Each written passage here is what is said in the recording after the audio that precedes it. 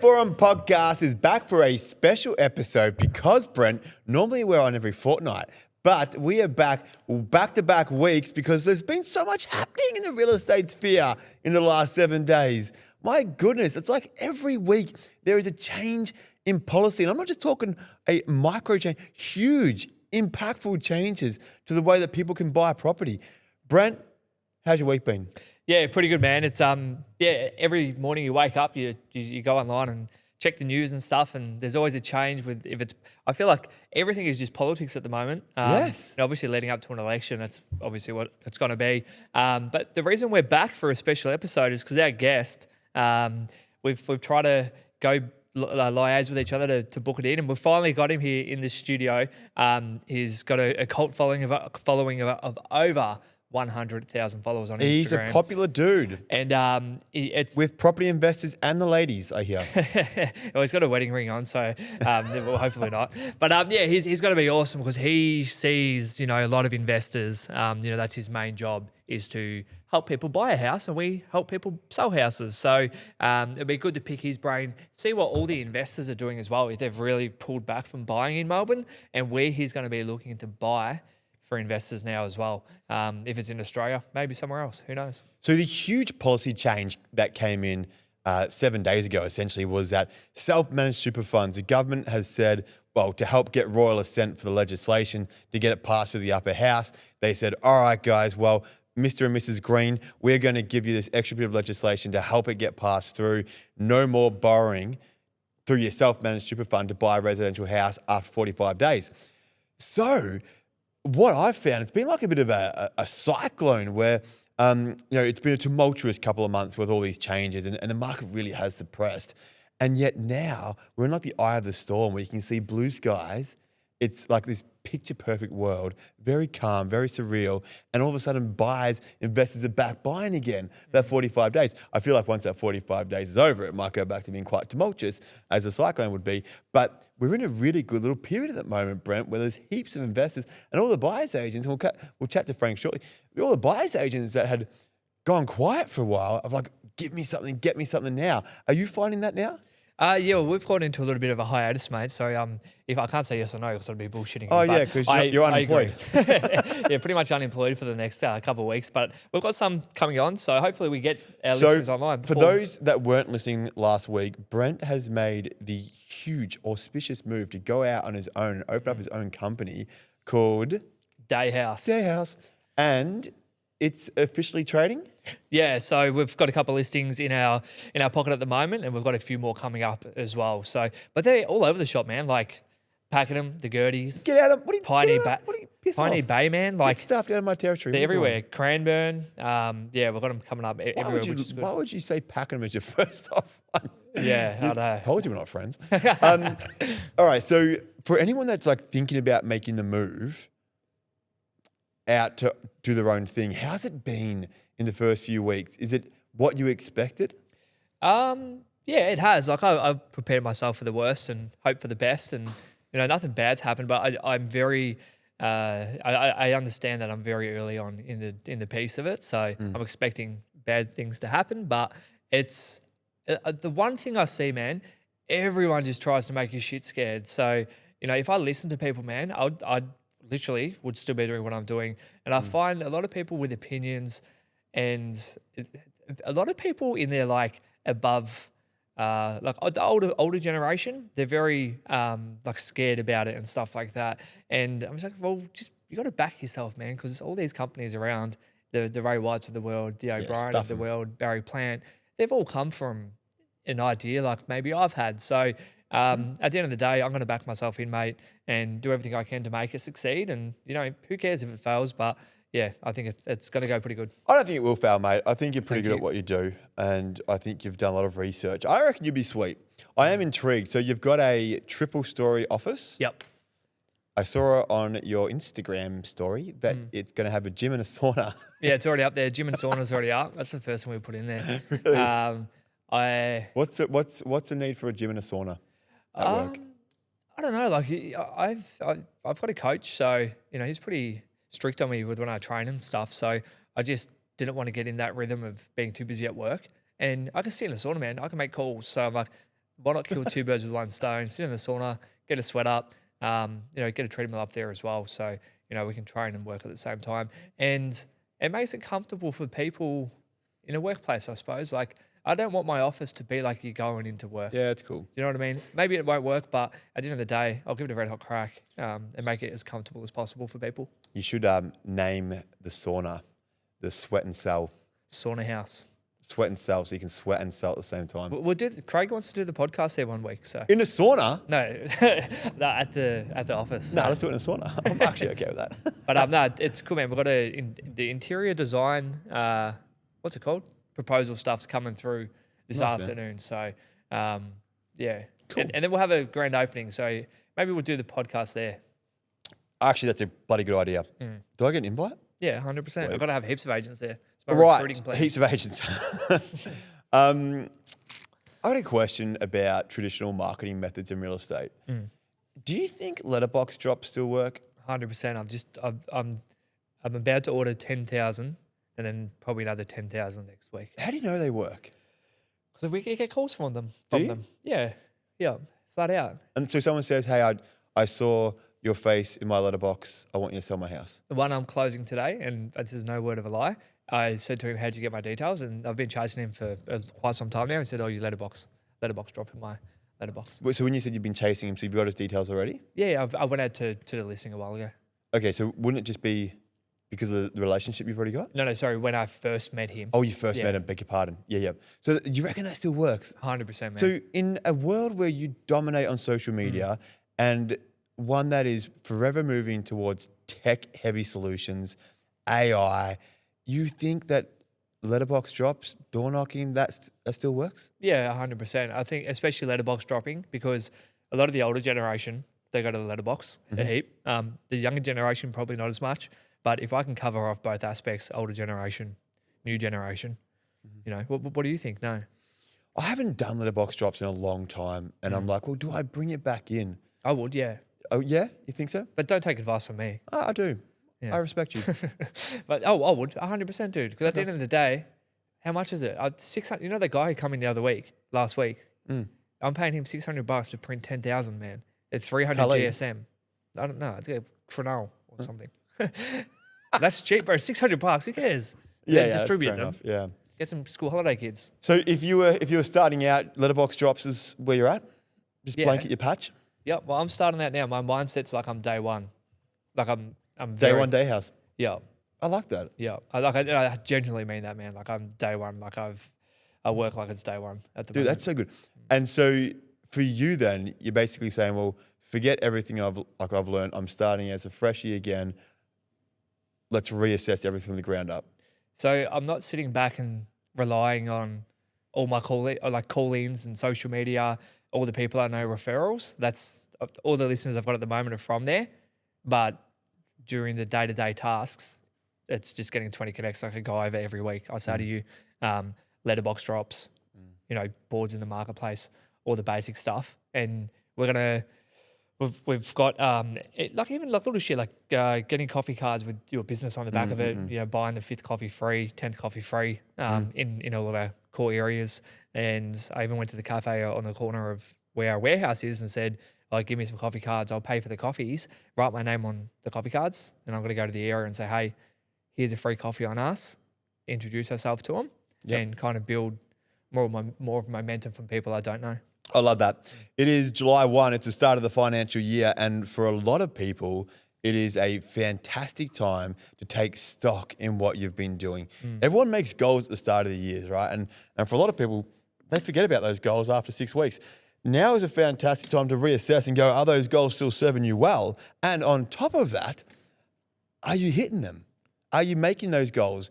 And if not, do you need to change them? The market's changed. Maybe you need to change your goals. I think what you're doing is coinciding with a new business. You're coming out with a fresh new approach and going, what do I have to do to get back to basics and reassess my business? I think a lot of people at this time of year should do that as well, is, well, what you're going to spend your money on. And you really need to define what success looks like for you. Like if you've had a good month or probably a good quarter or a good year, and you're not doing as well as back then, go back and look back at what you were doing to get to those good results. What does success look like for you, Brenny? First 12 months of like day house. So say we're sitting here July 1st, 2027. I'd love to have 10 staff. The dollar figure, I haven't put a dollar figure on that. So I think that if you have those 10 staff, then obviously that dollar figure is going to take care of itself if that's run correctly. And I haven't really sat down and put pen to paper for my goals. I know Natalie's put 5-year goals out, which we were discussing yesterday, but I said to her I haven't done mine yet. So Natalie's Brent's PA, by the way. yeah, she works with me. Well, next week I want to hear your goals. What looking back on your financial year, happy? Yeah, well, I had my best year ever. Yeah, sweet. Ended up doing just shy of 3 mil. Wow. Nearly 250 sales. Well done, man. Bloody lot of sales. It's really good. Ridiculous. Yeah. I don't think I necessarily want to be doing that kind of level again this year. I think if I can just do 2 mil, I'll be happy. Yeah. I'm happy with 2 mil. Just a cage 2 mil. Okay, yeah. I'd probably be happy with a mil. I wouldn't like to. I'd probably like to get a new wardrobe. Yeah, you're probably overdue. Like that Haynes. Is that Haynes? Yeah. Haynes Paint Shop. The Haynes Paint Shop hat's actually what I'm wearing right now. Is probably the most latest addition to my wardrobe. I've got these shorts which I've had for 10 years. This jacket I'm wearing, I bought this in South Korea in 2007. If Gav gave me an insight of a few of his investments the other day, and he should be rocking around in some Gucci or something. Oh mate, don't even know how to spell Gucci. That's funny. Cool. We gotta stop chatting shit because we've got a really good guest and we want to make sure we're spending time with him. And on top of that, the World Cup game starts in 11 minutes. So we're going to take a small break and we're going to come back and introduce our esteemed guest. Yep. As always, we want to quickly thank our sponsors for supporting the show. We have Sharon from Style with us. She's been absolutely amazing and a really, really long supporter of the show as well. We have Jade from 11 Financial, which I'm assuming she's going to jump on the podcast later today, which she is. And then we have Douglas from Adaptive Fire and Electrical. And obviously our fearless producer, Craig. He's in the background pointing to himself. Me, don't forget me. Craig Hollowell Photography obviously takes care of Gavin and I very, very well. And now, professionally and personally. Yeah, yep. Personally, I think I've been to his house for dinner for once. Yep. So it definitely looks after us personally. But he's invited us a lot more times, he's saying. Yeah. And us super excited for today's guest. I met Frank, I think, about a month ago. Jumped on his podcast over in Heidelberg? Airport West. So I've never been there before. Fair way away. So What's the podcast called? Fresh Start Advisory. Nice. Our company's called that. It's called the Invest in You podcast. The Invest in You podcast. It was awesome to go on there and have a little bit of a different point of view of a podcast, being on the other side of the table, which was awesome as well. Frank has a wealth of knowledge, obviously, in the buying real estate industry also. So, yeah, today's guest, it's someone who's completely changed the conversation around property investing, especially in Australia. If it's through education, strategy, and helping everyday Australians build long-term wealth, he's built one of the country's fastest growing property advisory businesses and a personal brand that's reaching hundreds of thousands of people every single month. If you spent any time on social media looking into investing, chances are you've come across his straight talking advice, market insights, and no nonsense approach to creating financial freedom through property. He's the co-founder of Fresh Start Advisory, a trusted voice in the Australian property market, and has helped countless Australians take the leap from thinking about investing to actually building life-changing portfolios. Today, we're diving into the current property market, where the biggest opportunities are and the mistakes investors continue to make, how to build wealth in 2026, and the mindset that's helped him build one of Australia's most recognised property advisory brands.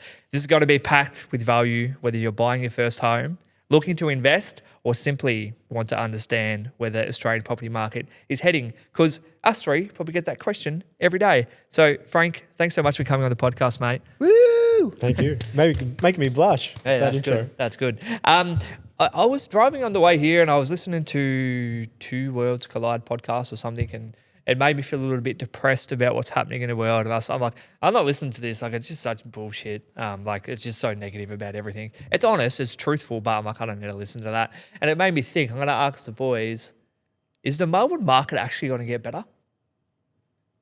Wait, just one thing. Two Worlds Collide. Is that a Tarzan reference? No, yeah, it's a podcast. Have you heard of the Podcast, podcast? Okay. Yeah. What do you think? The top end of the market's starting to drop. Places like Malvern, 2.5 medium house price has dropped by 20% over the last 12 months. So Wow. when you actually look at the data, the top end of the market of like 2 million plus, you start to see those house prices starting to reduce. Yep. And then you look at overall Melbourne, I think it's negative 0.05 at the moment. So then you look at other places like Frankston or Melton or northern suburbs of Melbourne, there's places up 10 or 15% over the last 12 months. So the top end of the market's going to bring the whole market down. That's in my eyes. So it's looking at certain markets and understanding where's going or going up in value and why it's going up. Yeah, 100%. Yes is my answer. Yes, I think it is going down.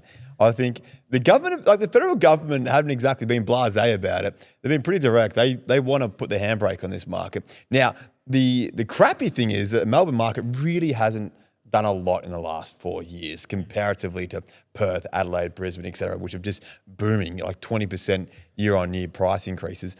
So it kind of sucks that the Melbourne market, which has been lagging behind for so long, now is also being hit with these new added restrictions, which are only going to make matters worse from a price. When I say worse, I mean, it's great from a first home buyer's perspective, right? My question to you is, I've spoken to a lot of buyers agents like, oh, Gav, a lot of investors, like they're bailing out. They're bailing, like not wanting to buy. Surely this is a fantastic time to be buying. It always is. Is it? I reckon it is always a good time to buy. You look at over the last 4 or 5 years, like you said, Adelaide, Perth, Brisbane have done extremely well. Melbourne, Sydney have done nothing. Then you look at other regional towns that have done really well and they haven't, and then some that haven't. And that's just because there's always markets going up and down. When Melbourne done well from 2012 to 2017, there was, what did Brisbane do? Nothing. Perth went backwards. Northern Territory went backwards. So I think it's always a good time to buy when you can afford to get into the market, because there's one market going up and another market going down. And plus sentiment's a bit stale at the moment, like you said. And I think we probably will see that for the next 3 to 4 months. Everyone's a bit scared. But it's very interesting with the self-managed super fund, which we'll probably touch on in a second, how they've brought that law in of trying to stop people getting into the market with SMSFs. We've had 10 clients in the last 7 days reach out wanting to go and get a property in the self-managed super fund. So it's quite interesting what we're seeing from two sides of the spectrum. Do you think there is a world where Australian house prices nationally over the next 6 months, whether it be metro, whether it be regional, whether it be state-based, collectively decline in price? I think we might see for the next few months, there will be a bit of a stagnant growth. But I think with some of the areas that are going to boom is because of the fundamentals of projects, jobs, migration. Places like Tassie at the moment, in regional Tas, there's internal migration is starting to pick up heavily because of jobs and projects that are happening. And same goes in like Townsville. Townsville's done so well over the last 5 years, grown nearly 100%. But the hospital hasn't started yet with the project. The port upgrade has just started. They've got Defence Force projects that are on the way. Once they get started, they're going to attract more people. So there's probably going to see a second wing coming into that market because people are going to migrate there. They want to upsize their house or get a rental, whatever it may be. So you're going to see effect in that market. And same goes with other places across the country. So I always look at property as the fundamentals have to make sense. And the reason why those markets grow is because of those fundamentals, not because of speculation to some degree. Yeah, 100%. So if you were to buy in Australia at the moment, you're saying Tasmania, Townsville? Townsville's done so well. I think there's still growth left in that market, but I think people, or for me personally, I would go Vic, Tas, New South Wales. Yep. If you can afford New South Wales, Yeah. I think, like if you've got a budget of up to $1 million, you could probably buy New South Wales, but it's still very high, isn't it? Yeah, but I would go more regional, New South Wales. Okay. Yep. Yep. I think there's some massive projects that are happening at the moment, like $500,000 to close to $1 billion of hospital projects. Yep. Same goes in Vic, same goes in Tas, and then other projects across the board as well. So if you look at Albury-Wodonga, we've done a lot of damage in that market. It's grown 15 to 25% in some of those suburbs there. So over the last 12 to 18 months. And there's an ATO headquarters in Albury. No one really knows about that. We've got the distribution centre of Woolworths and there's projects happening there as well across the board. So are you telling your clients, I mean, obviously you're saying it's always the right time to buy, but are you imploring your clients, like, get in now? Of course, yeah, if they can. I like to assess their situation. So what we do at the beginning of their journey, we build our property portfolio plan, taking all their financial situation, debt, liabilities, income, and then we understand, okay, how many properties can you get, or where your current position is, and if there are your current properties, fantastic. And what does that look like? How many can we get? Because we don't want them, eat, noodles and drink fucking soup for the rest of their life. We want them to be able to enjoy their lifestyle as well. So we plan that out, and then we say, okay, let's go out and get one property now, and then maybe in 1 or 2 years get another one, and put that plan in place for them.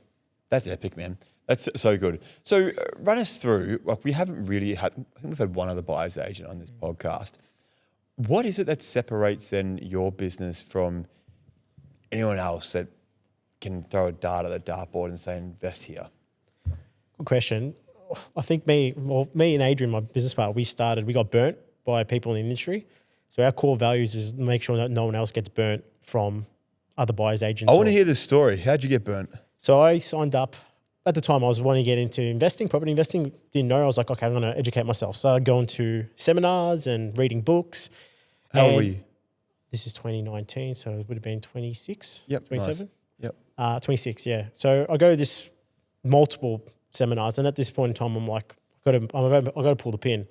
There's this guy talking about off the plan properties, new properties. There's no maintenance issues or anything like that. He's giving me the spiel, depreciation. So I'm like, all right. Rent guarantees? Yeah, all that sort of stuff. You get discounts on stamp duty. Yeah.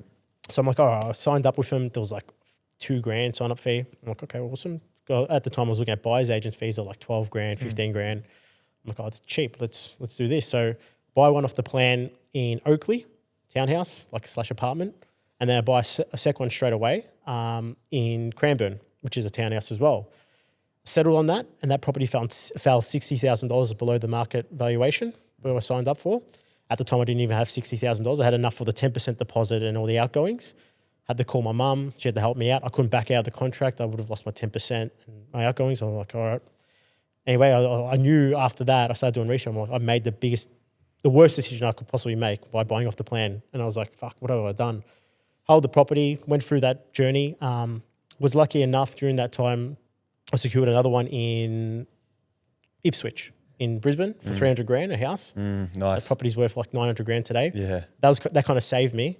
And then those other ones, I still got one of them. I sold them, but yeah, that left a sour taste. And I was like, during that time, I was like, I need to understand what makes a market grow and makes a property perform. And so I was just got obsessed of learning about the markets and how to pick those markets. People like Simon Presley or Terry Ryder, people, I'm not sure if you've heard of them, but they're really good at what they do. And I got mentored. I reached out to them. I wrote a letter, I remember, to reach out to them so I could just get an hour conversation, understand what they do. Yeah.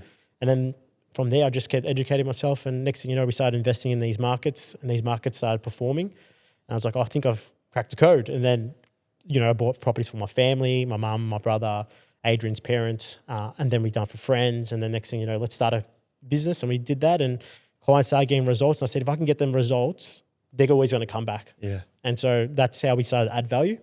And then from there, we just invested heavily on the research part and give as much of a great service to our clients across the board, not just buy, set, forget, see you later. It's kind of like we got a big follow-up process of going over their plans, their goals, their finance situation. Are they hitting those goals? Fantastic. If they're not, what do we need to do? Being proactive. So, and that's kind of been the thesis of our company, and I guess helped us stand out and grow this company to where it is today. Yeah, it's awesome to hear. And the one thing I found on your Instagram, right? He's got a thing on there. If your property doesn't go up by 10% in the first year, you don't pay any fees. Yep. How long have you been doing that for? Probably for the last three years and a bit. It was Australian average, and then we swapped. We had 10%, and then it was Australian average. Then we brought it back to 10% because we were averaging 21% annually. Oh wow! Yeah. Yep. That's crazy. And have you had people not pay? No. Wow. Really? No. I'm sold. So are you still running with that even in these conditions? Yeah, still running with that.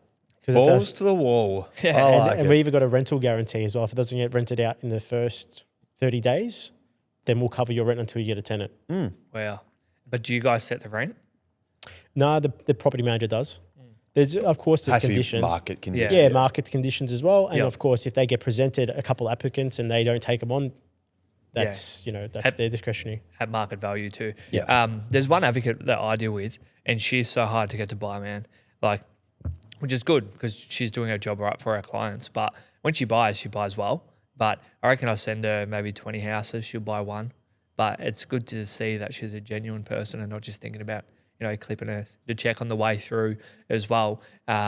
You guys would send countless properties to people, I suppose, and, they say no, or you guys make a decision not to buy it or tell people not to buy. Yeah, of course. Yeah, we look at flood zones, Yep. bushfire overlays, insurance policies, where the property's situated, slopes, all that sort of jazz as well. So the boys might look at probably 5, 6, 7 properties for a client, maybe more sometimes, and then can them. So there's a bit of a thorough process of how we go about it. We don't just buy anything. Yep. Yes, and it's got to be tailored to them as well. It's not one size fits all sort of thing with our approach. Sometimes we buy units for clients that can only spend 300 grand. Commercial property blocks, so it's all different to what we do. But yeah, we don't buy anything. It's funny you mentioned that. There's guys in the industry, especially now, we're buying places in like East Gippsland. A company just came in, they're much bigger than us, and now they're like paying anywhere from 20 to 40 grand over of what the asking price was. And we're just buying at asking, below asking, sometimes, 10, 20 grand. And now just blown everyone out of the water because they're trying to buy at mass. So you see that a lot, which then we kind of like dishearten because like you're not doing the right thing for your client. It's funny you say that. I actually was chatting to a director down in Traralgon, and he's like, Gav, we're selling these properties in Cameron Street, Traralgon, which everyone knows is the pits. It's the pit. It's a ghetto, man. And he goes, it's commission housing essentially, and none of the locals are buying them at 350. But these buyers agents are coming and buying them en masse and paying 500,000 for it. Wow. And he goes, Gav, you've got to understand, like, this is the shittest area. I'm like, bro, I know. I've got a house in Cameron Street in Traralgon.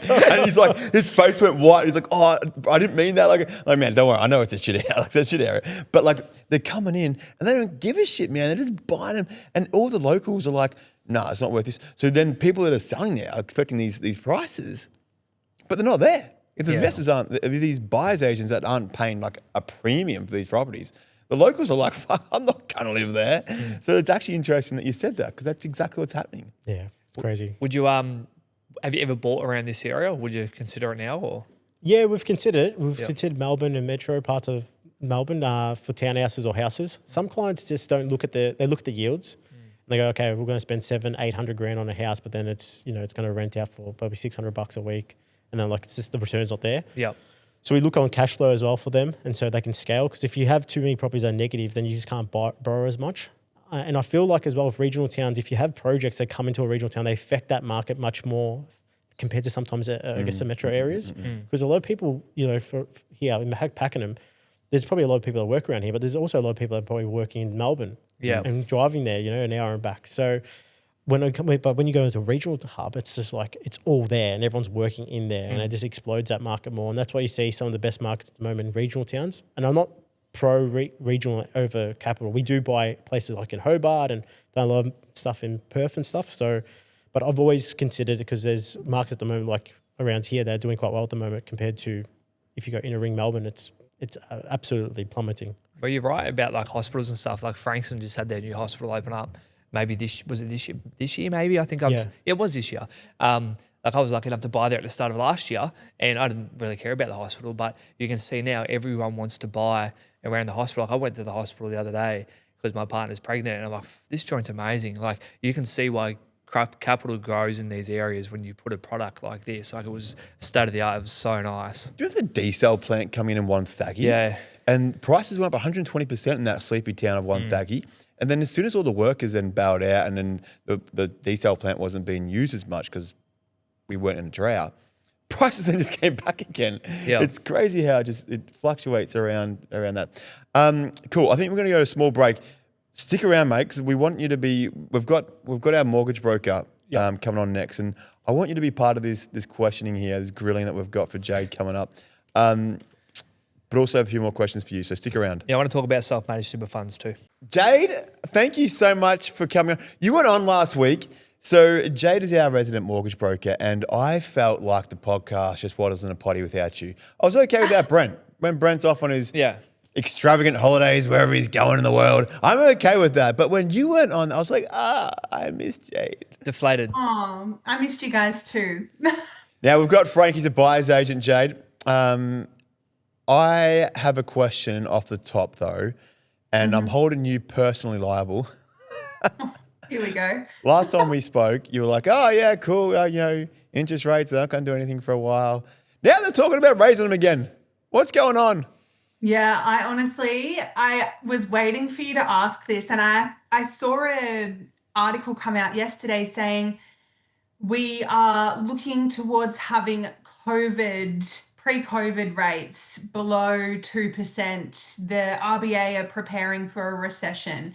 And I thought, I don't want to predict anything anymore because no matter who predicts, we're always wrong, right? Always. The economists are always wrong.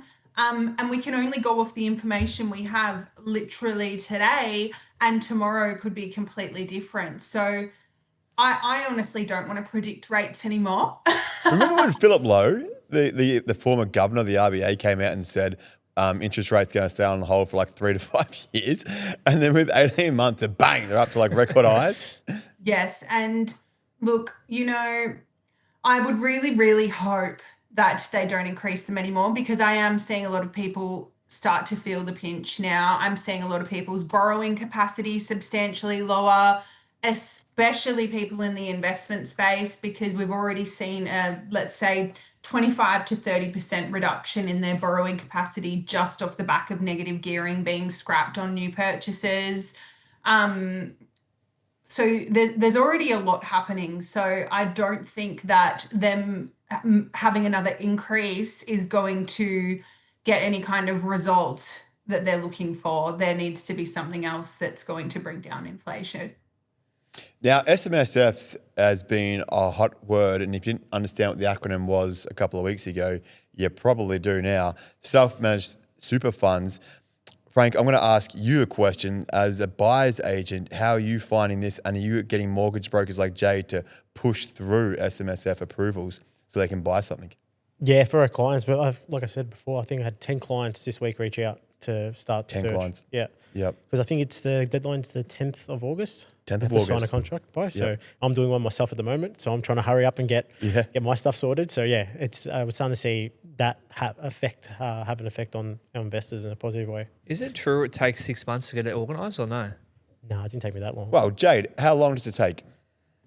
The finance side of it's really quick. I think it might be more so if you don't have a self-managed super fund. So if you're going through the process of setting up the super fund, setting up all the relevant trusts and stuff like that, that can be, I guess, what takes some time. And if those companies and the structure isn't in place, it's hard for them to go out and sign a contract potentially. And that's probably where they're more so talking about that sort of 6-month time frame. From a perspective of getting finance approved, it's really quick. It's the same as any normal loan, really. So I'd be shit out of luck if I wanted to do it now. Yeah. Well, no. Me as your broker, I'm like, yes. Jade, can I intervene? Because he has a company set up. What's your company name? I've got a trust set The up. Trust, yeah. Yeah. What is it? Day and Associate Estate Group. Oh, that's so boring. Mate, it's a trust. No one knows. Well, there we'll fucking knows. But Dude, mine's called Galaxy Milky Way. bullshit. Legit. Of course it is. It's a whole like kind of like a hierarchy set up from all the trusts below that. But you could go buy through that. Because my plan was to buy a commercial property and then lease it off myself through the super. And then they've come up with this 40 like last week, and I'm like, fuck, can I not do it now? So maybe I should ask my accountant. You can buy a commercial property in your self-managed. Oh, you can? It's just Oh, you can? residential. Oh, sweet. So I don't need to Nah, rush. you're cruising. Oh, sweet. No. And Disregard. you wouldn't buy it through the company that you've set the business up in either. It would be a separate entity. Yeah, 100%. We'll talk about it offline. Yeah. So I'll come back to a small comment you made, because I remember I asked you about 4 weeks ago, and you're like, look, your clients are pretty stable at the moment, which I think is really awesome. But you're just finding now that a few on your books may be starting to fall delinquent. I wouldn't say delinquent. My arrears rate is really low, which I am thankful for, but I'm hearing a lot more feedback from clients that, things are hard and meeting the repayments is hard, and the stress and I guess a little bit of anxiety around if rates do go up again and what that looks like for their already stretched budget. The conversation of, I guess you could say, struggle is becoming more common right across the board rather than just your lower income households. Yep. So you're having conversations with people that have mortgages saying, look, can we refinance to a lower rate? Can we downsize mortgages? You're having those kind of Absolutely. conversations. And what's that been fueled by, you reckon, Jade? Because the interest rates have been like they were at this level 12 months ago. So it's not like it's brand new. But I think, well, yes, it was the same 12 months ago. Everything else has gone up in price in the last 12 months. Well, we're looking at insurance policies. Insurance is a huge one. If you have 2 cars insured, life insurance, private health insurance, your pet insured, your insurances across the board have probably gone up by, say, anywhere between $350 to $600 a month in the last 12 months. And that is a huge amount for mum and dad who are on wages with a couple of kids. So I don't think it's just the interest rates, it's the total cost of living overall. Yeah, there's so many like newer insurances as well that I've even discovered with the business, like cyber insurance, all this stuff. It costs a fortune for cyber insurance. Like that's because all people keep getting scammed for trust accounts and shit. Like it's a fucking joke how much insurances are. Absolutely. Well, you even think of, my car insurance is $2,000 a year. If you had 2 cars in a average income earning family, that's $4,000 a month. That's $4,000 a year of their income after tax straight to insurance. So overall, everything is more expensive. And so the thing is, we notice because we're told interest rates are going up, your repayment's going to increase, where everything else can sometimes be sort of little sneaky increases that we don't really notice until we're like, holy, what the hell is going on with my budget? It seems like there's a leak in my bank account, and you realize that you're suddenly paying so much more for everything. So how many more interest rate rises until the damn wall breaks? I don't know. One.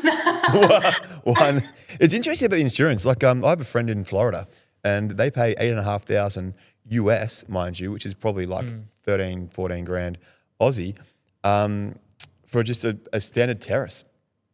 Insurance, because it's because cyclones and stuff. House insurance. Well, yeah, and then like there's in the Sun Belt in the Midwest, you can't even get insurance.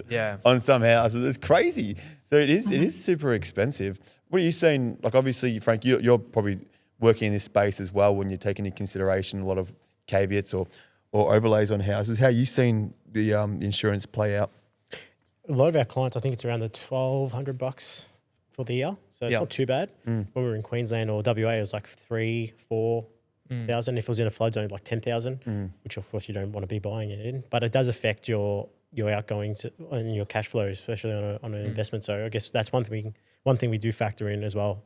Just getting a check, we get a quote for our clients and we give it to them and say, look, this is a quote, this is what it's going to possibly be. So they understand that as well. But it has definitely gone up. And like Jade was saying, if you got all these insurance increasing, it's just going to rip into your cash flow and then rip into your borrowing capacity and stop you from going. But one thing that I do with my clients, you're talking about, if rates go up, it's going to affect them buying. One of my clients, I rejigged their portfolio and I said, hey, what have you guys considered rent vesting? They're paying $5,300 a month in repayments. They can get a rental that's a bigger house, an extra 2 bedrooms for $1,000 a week in Melbourne. And they saved over $1,000 a month from rent vesting, and they just go rent their home. Rent vesting was super popular for the last 5-10 years. Jade, I know you've had rent vesting clients. Are you still seeing people come to you wanting to rent vest?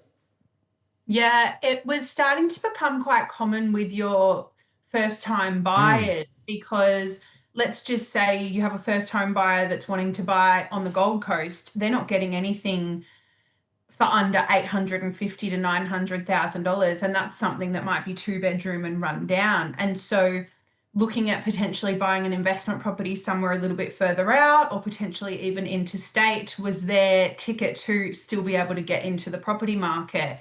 I have seen that slow down a little bit over probably the last month or two since the budget came out, purely due to the significant drop in their borrowing capacity from the negative gearing change. Because you're a rent investor, aren't you, Jade? Yeah. Yeah. Because I think the property prices where you live are like ridiculous, aren't they? So the apartment that I'm in would be worth about 1.7 million, and my rent is 4.5 a month. So if I bought this, my repayments would be just shy of 8 grand. Plus, I would have body corporate fees of around $1,000 a month. Yeah, wow. Crazy. Even 4.5 grand a month in rent is a lot. It's an It's apartment. very too. nice. Apartment, bro. Do you have views and do you have a butler? I don't have a butler, but I do have an ocean view. Oh. But it's an obstructed ocean view. There's if looking at apartments on the other side of the highway that are still 2-bedroom, you're looking at some of them are 3 grand a week, 4 grand a week. Who is paying that? Brokers.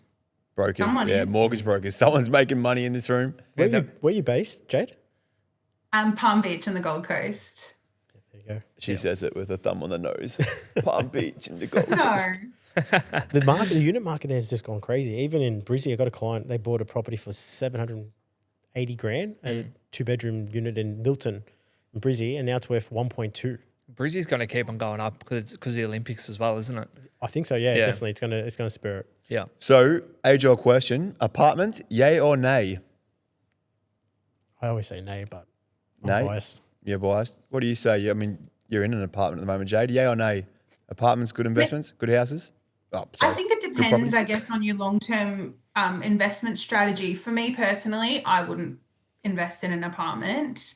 Yeah, no. I have the old belief of it's your grass that goes up in value, and an apartment, you don't own much of that land. So I don't know. I don't think it's a great investment. And also, if you're spending over $1.5 million on bricks and mortar without any grass, What about you, Brenna?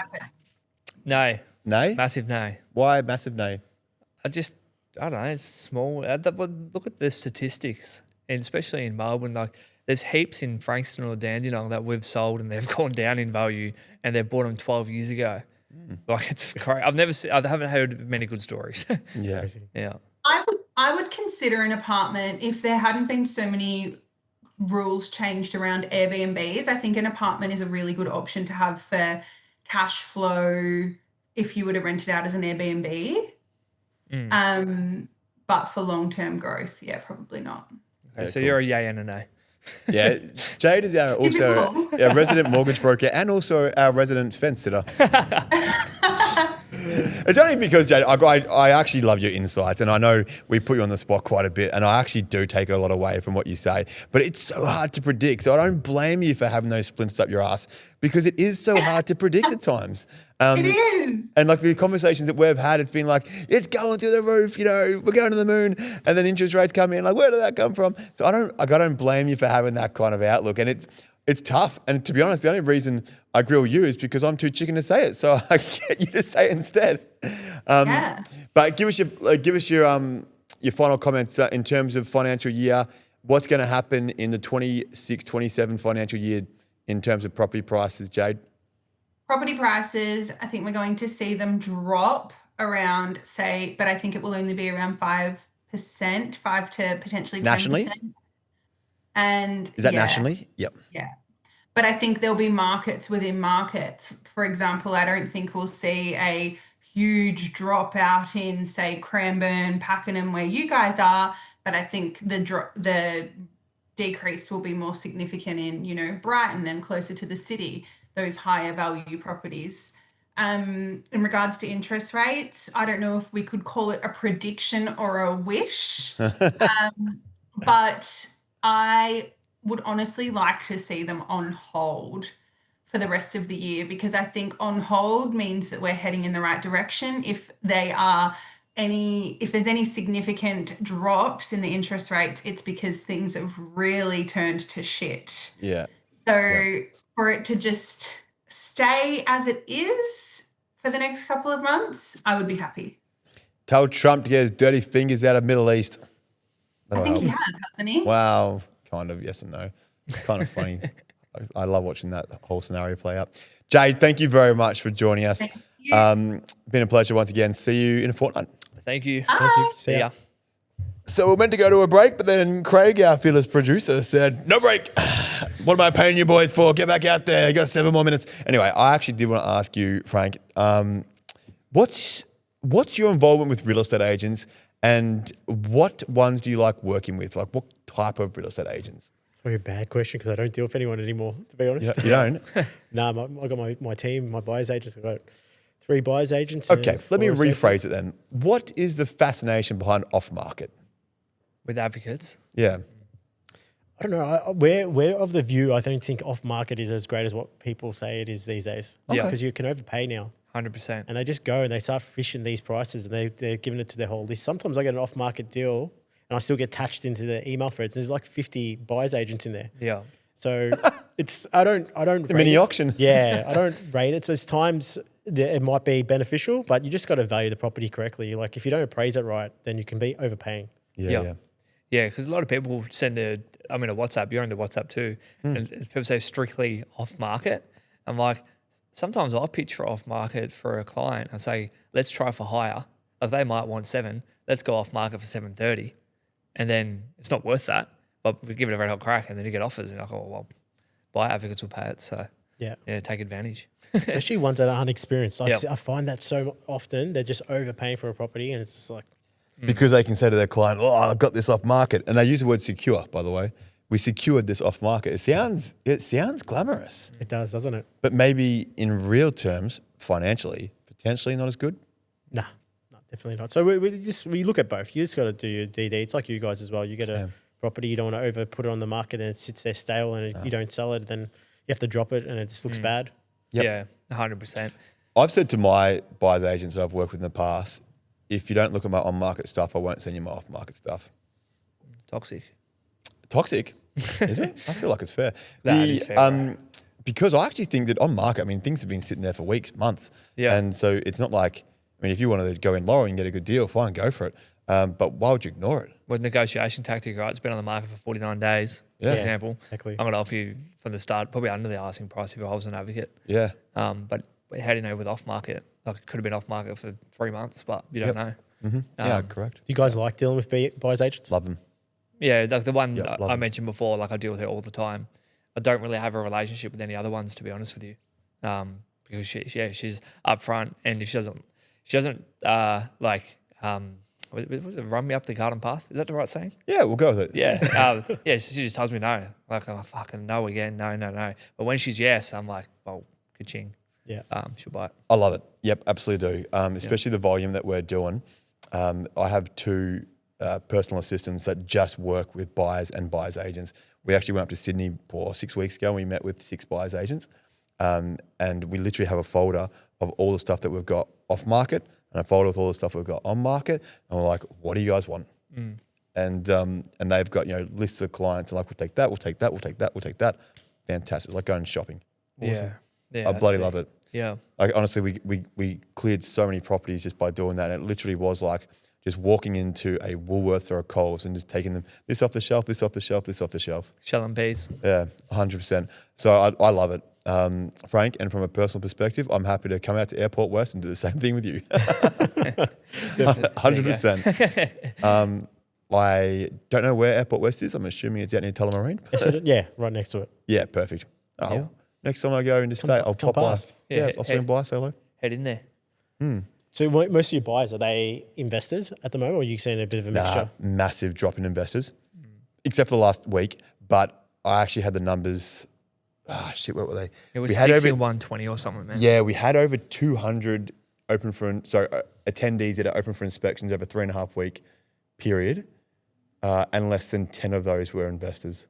I think it was 9 in the end. It's crazy. Was investors. I have it written down. So yeah, literally it was like we went from 30% or 35% invested to owner occupiers to less than 2%. That's crazy. 1%. Do you guys think investors drive the markets where you guys are currently? Yeah, a little bit. Yeah? First home buyers, I think, are the core of the market, and then the investors is the icing. So I think when the investors feel that market, that's when the prices increase. I think our market will forever remain like your 6, 7, 800 kind of market because of first home buyers' affordability, which is why I'm so blessed. I know you are, Brent, to be in this area. But when the investors jump on, that's when the prices go up. So I look at what the federal government has done, Frank, and I think, look, it probably is the right policy. I was listening to the CBA boss, and he's like, I don't like it, but I think it's the right thing to do. And as much as I hate it because it impacts me and my family, I think it is the right move. But first home buyers are very much still buying out where we are. Yeah. Do you do much with first home buyers, or is it mostly investors? No, all investors. Is that a decision that you've made intentionally? Yeah. I'm not advocate of buying my own home. So I'm a rent investor, and I'd rather put my money to work. So Yeah. and it's just something that we're passionate about. It would be a disservice if I wasn't passionate about buying someone's home and just taking their money and trying to get them their dream home, if that makes sense. Yeah, good point. The one thing that we need to get, do you have a BDM for Pakenham? You obviously would. So BDM's a business development manager who lists everyone's rental properties for rent. How many BDMs do you have in your office? 2.